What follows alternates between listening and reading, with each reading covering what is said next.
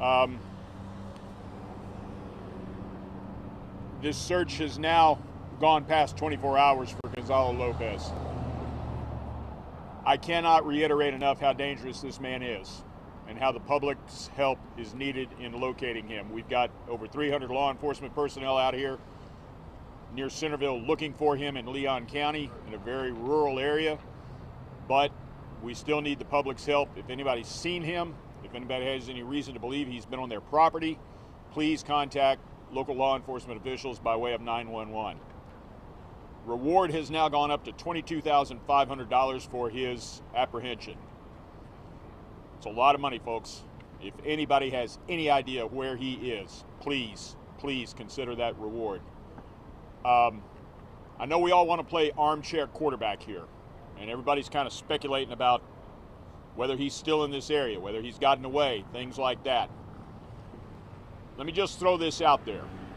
If somehow he has managed to get out of this area into another area of Texas, please do not try and take this man on yourself.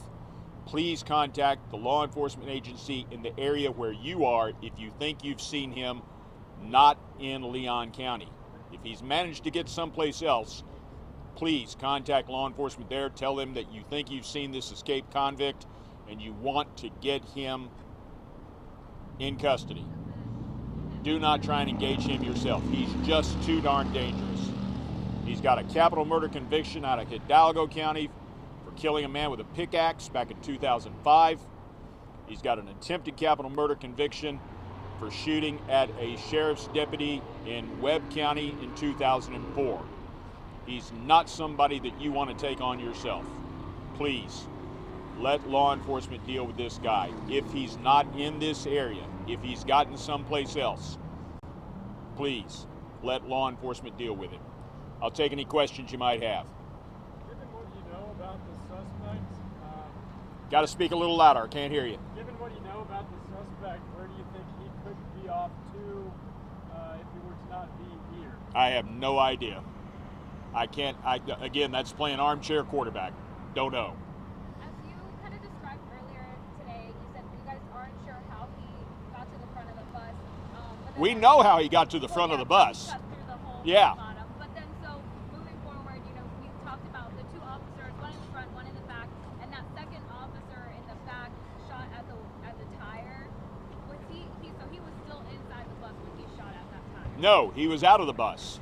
How did he You get can't off shoot the bus? tires on a bus when you're inside the bus. How did he get off the bus? He went out the back door. He went out the emergency back door of the bus. After Lopez already had a hold of the bus? When Lopez and Officer Smith, the driver of the bus, started struggling, Officer Smith got the bus stopped. That's when Officer Breiniger went out the back of the bus, realized what was happening, saw the struggle between Smith and Lopez outside of the bus.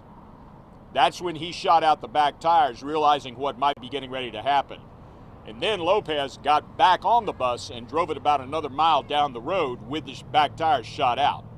Back tire shot out and the 15 other inmates still on the bus. Yes, the other inmates never got off the bus. None of them tried to jump off the back of the bus either? No. They were all in shackles. They were all in their restraints. Is there surveillance video from inside the bus? No. I addressed that earlier. I don't think you were here, but there's no video on the bus. Are y'all still advising people to stay in their homes, lock their doors, all that? Yes. Were they supposed to be on this road? Is that the route they were? Yes. Gatesville to Huntsville comes right down this road. Gatesville, if you go down this road, you'll eventually get to Marlin. And Marlin will then take you on over. Highway 7 will then take you on over to Gatesville. Okay? So it's a direct shot from Gatesville to here, down Highway 7. And then on I-45, they would take I-45 on down to Huntsville. Did he turn the bus around and go the other way then? Or No. Okay, so he was still driving it this way. Yes. I'm sorry. I'm trying to make this as clear as I can for everybody. The bus was going west to east on Highway 7. When it went off of the roadway, it went off on the westbound side in the culvert on the westbound side, but the bus never turned around. I know we mentioned the heat playing a factor in the search efforts, but I'm sorry, say it again? we mentioned the heat. Temperatures are close to 100 degrees tomorrow. How could that be impacting the felon also that's on the run? It's going to make it real difficult for him if he's still here. If he's still in this area, he's getting real thirsty and he's getting real hot, and he's going to start being very uncomfortable if he's not already. Also, you guys talked about how he cut the hole on the bottom of the fence inside the bus, and you're not sure what the kind of the device that he used. Some kind of sharp object. You guys don't have that object in No. your possession? No. So it's still unknown, like, what exactly that was? Correct. And like you said earlier, you're not sure if this was a premeditated plan of him. It's part of our investigation. So it's still unknown how he got a hold of this kind of weapon? Correct. Could it have been someone visiting him by any chance? You're asking a question that's part of our investigation. So you're saying, you're using the terms if he's still here, how long are we going to keep this perimeter before expanding it, searching somewhere else? That's going to be determined by our administration. Right now, I'm being told that we're going to stay out here until we find him, but that could change in the next 48 to 72 hours. As we get into the darker hours of the night of this search, what obstacles do you guys face now as the search continues? I'm sorry, you got to say it again. I can't hear you. As you guys enter the darker hours of this search, what are the obstacles you guys face now? Well, it's dark, and he can move around a little bit better if he's still here, maybe with somebody not seeing him, especially if he's shed his white prison uniform. It's going to be a little more difficult to locate him in the dark. We've got the canines out here, we've got the mounted patrol out here, we got helicopters out here.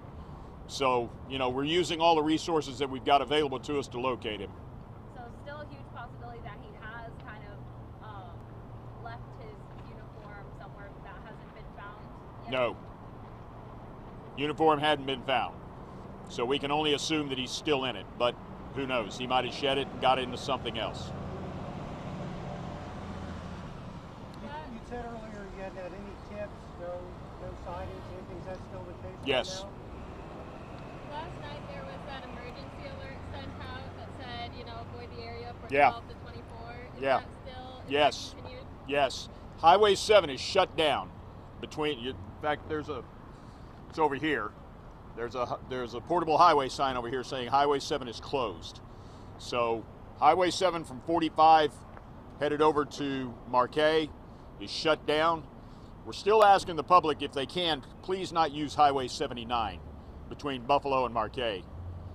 And then, of course, I-45, we can't do anything about I-45. That's a major thoroughfare between Houston and Dallas. But,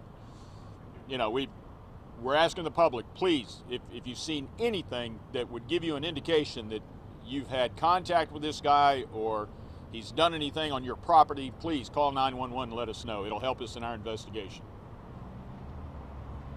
Anything else? Is there any plans for new updates tomorrow morning, or when you guys are planning to start updates? We'll be talking about that tonight. I'll be talking with the command center in Huntsville.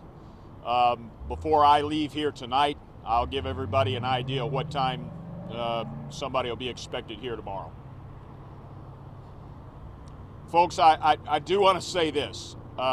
We appreciate your getting this out there for us. The media is always cooperative when we have a situation like this in helping us get the word out there and hopefully preventing something tragic from happening. So I want to thank you for being out here and reporting this and getting the word out, and also letting the public know that there's a reward out there for him. $22,500, that's a pretty good chunk of change. And but thank you for getting the word out and making the public aware that this guy is very, very dangerous.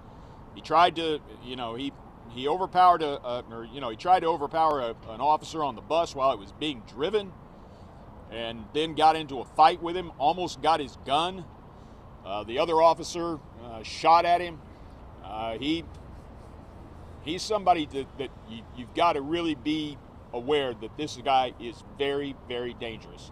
So the more you can put the word out there for us, we would appreciate it. And again, thank you for what you're doing for us. We appreciate it. All right, that's all I got for tonight, folks. Unless y'all got anything else, I think I'm done for the night unless I get any updates. Okay? Are we good? Thank you. All right.